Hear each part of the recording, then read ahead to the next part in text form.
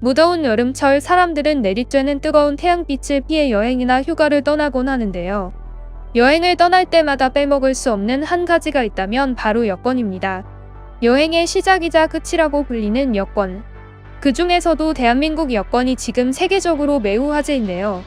전 세계의 모든 여권의 순위를 매겨 보았을 때 대한민국 여권이 무려 3위를 차지했습니다. 헨리 여권 지수란 여권의 순위를 매길 때 무비자로 갈 수 있는 국가의 수를 합산한 뒤 여권의 활용성을 따져 지수화하는 것인데요. 헨리 여권 지수를 따졌을 때 대한민국 국민이 무비자로 갈 수 있는 나라가 총 189개국으로 3위를 차지한 것입니다.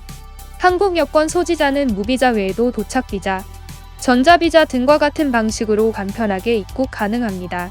이를 두고 한 네티즌은 휴전 중인 국가가 중립국보다도 여권 파워가 더 강한 아이러니한 상황이라고 평가했습니다. 외교 협정의 결과 한국이 전 세계 여권 순위 3위를 차지할 수 있었는데요. 무비자 체류 가능국의 증가는 외교 협력의 결과로서 대한민국의 GDP 및 사고 발생률, 불법 체류 가능성 등을 고려하여 책정되는 것입니다. 특히 웬만한 선진국이 아니고서 무비자를 허용하지 않는 미국, 일본, 영국 등과 같은 나라에서 무비자를 허용해준 것은 한국 여권의 위상을 여실히 보여주는 사례입니다. 다른 나라를 입국할 때 한국인들은 입국이 거의 프리패스라고 하는데요.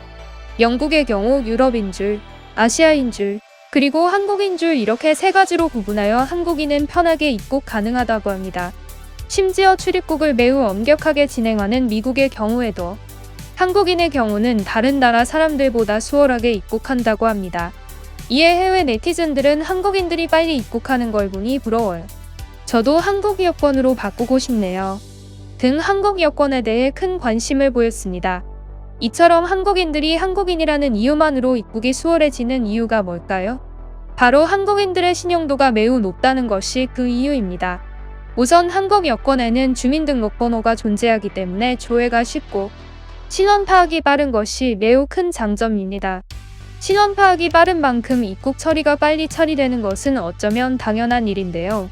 이에 한 한국인 네티즌은 미국, 유럽과 같은 선진 국가에 자유롭게 들락날락한다고 하니 주위 외국인 친구들이 많이 놀랐다고 평했습니다.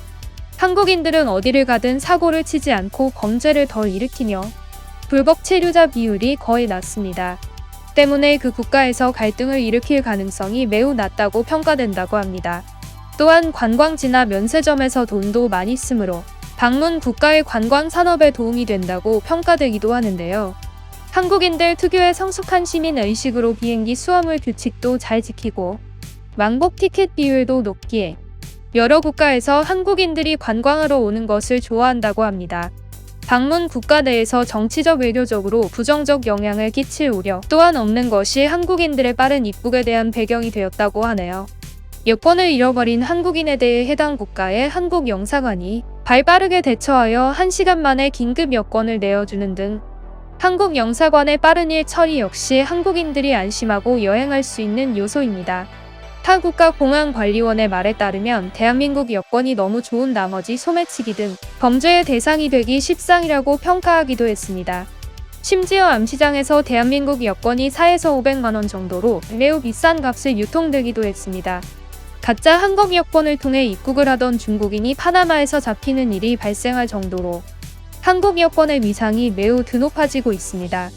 이에 대해 파나마 공항 관계자는 한국 사람이라고 하면서 한국말을 아예 할 줄 몰라 어이가 없었다며 이를 비판했습니다. 재미있게도 가짜 한국 여권을 잡기 위해서 여러 국가에서 한국 여권을 제시하면 재미있는 일이 벌어진다고 하는데요. 핀란드와 에스토니아 같은 국가에서 한국 여권을 제시하면 한국인이라면 모를 수 없는 한국에 있는 산, BTS가 종사하고 있는 업종, 손흥민의 직업과 같은 문제들을 낸다고 합니다.